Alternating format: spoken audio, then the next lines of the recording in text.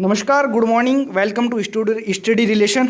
हम 31 जुलाई 2021 का current affair लेके आए हैं। करंट अफेयर्स के बहुत सारे क्वेश्चंस हर एग्ज़ाम में पूछे जाते हैं जो बहुत ही महत्वपूर्ण होते हैं और किसी भी व्यक्ति का, किसी भी अभ्यर्थी का चयन कराने में बहुत बड़ी भूमिका निभाते हैं। तो चलिए हम शुरू करते हैं 31 जुलाई 2021 के करंट अफेयर्स के मुख्य सवाल। लेकिन उससे पहले हम एक मोटिवेशनल शायरी को पढ़ेंगे और समझने की कोशिश करेंगे। उसको आराम से आप समझिएगा। हम इंसानों की सोच है कि एक अकेला क्या कर सकता है, देख तू उस सूरज को जो पूरी दुनिया में उजाला भर सकता है। वापस सुनिएगा। हम इंसानों की सोच है कि एक अकेला क्या कर सकता है, देख तू उस सूरज को जो पूरी दुनिया में उजाला भर सकता है। चलिए शुरू करते हैं। हमारा पहला सवाल, अंतर्राष्ट्रीय स्वच्छ वायु उत्प्रेरक कार्यक्रम में चयनित होने वाला एकमात्र भारतीय शहर कौन सा है। जो अंतर्राष्ट्रीय स्वच्छ वायु उत्प्रेरक कार्यक्रम हुआ है उसमें पूरे भारत में से मात्र एक सिटी का चयन हुआ है, वो है इंदौर, जो मध्य प्रदेश में पड़ता है, एक मध्य प्रदेश का शहर है। हाल ही में लेबनान के नए प्रधानमंत्री किससे बनाया गया है। जो लेबनान देश है उसके नए प्रधानमंत्री नजीब मिकाती को बनाया गया है, जो एक बिजनेसमैन है। इनको हाल ही में नए प्रधानमंत्री के रूप में शायद नियुक्ति तो अभी तक नहीं मिली है, लेकिन नियुक्ति मिल जाएगी।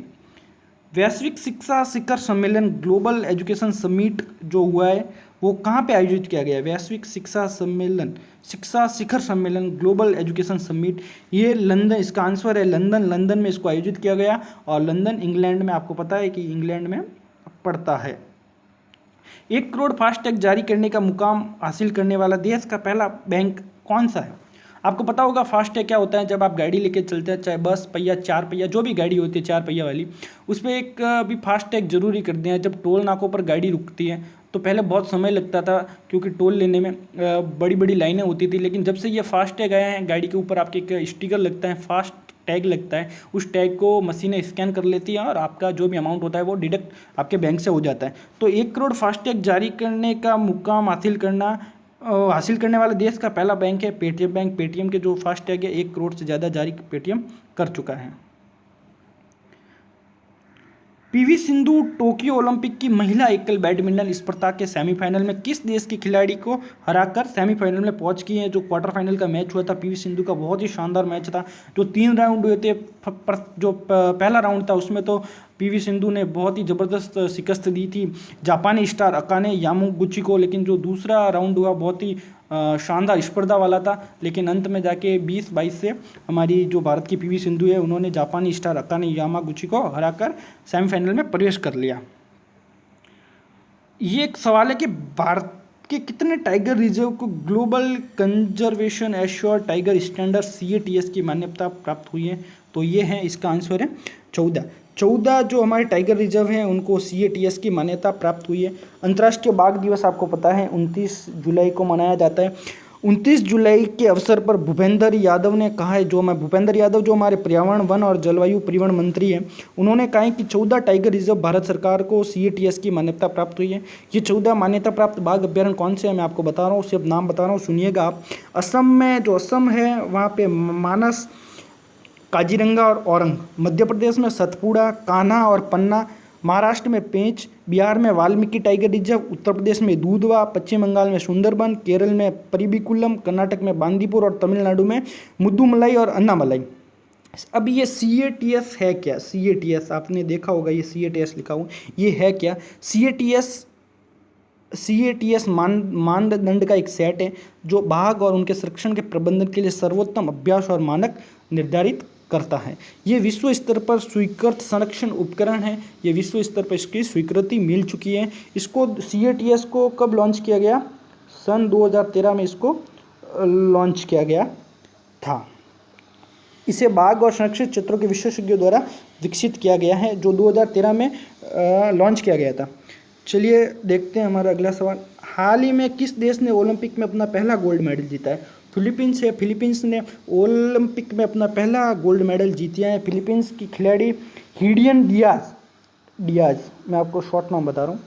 हिडियन डियाज ने जो सोमवार को टोक्यो ओलंपिक में मैच हुआ महिला भारोत्तोलन में 55 किग्रा वर्ग में जीत के साथ फिलीपींस के लिए पहला ओलंपिक स्वर्ण पदक जीत के लिए इतिहास रच दिया है और फिलीपींस को गौरवान्वित होने का मौका दिया है। फिलीपींस ने इससे पहले ओलंपिक में 3 रजत जीते थे, 3 रजत और 7 कांस्य पदक जीते थे।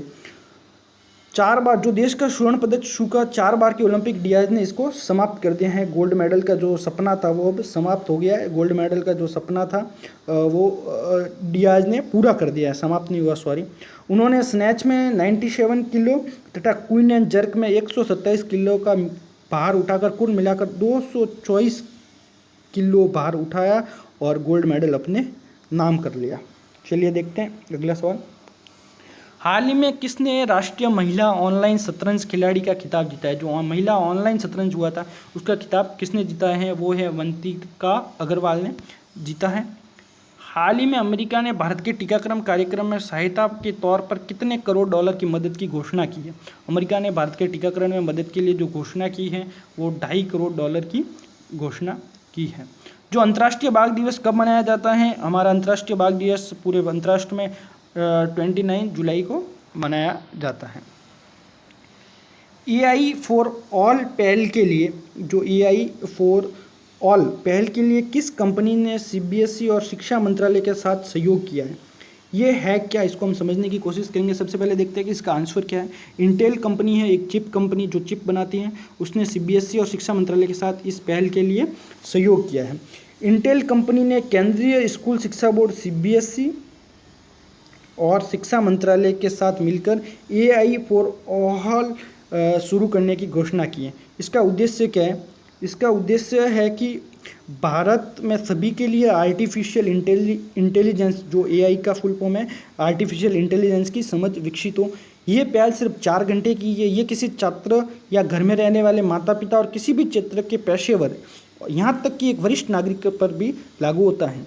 11 स्थानीय भाषाओं में उपलब्ध इस कार्यक्रम का, ये कितने भाषाओं में उपलब्ध है? 11 स्थानीय भाषाओं में। इस कार्यक्रम का लक्ष्य अपने पहले वर्ष में 10 लाख नागरिकों को AI से परिचित कराना है। इनका जो टारगेट है कि पहले साल में 10 लाख जनों को इस AI टेक्नोलॉजी से परिचित करवाना है कि ये है क्या और किस तरह काम करती है।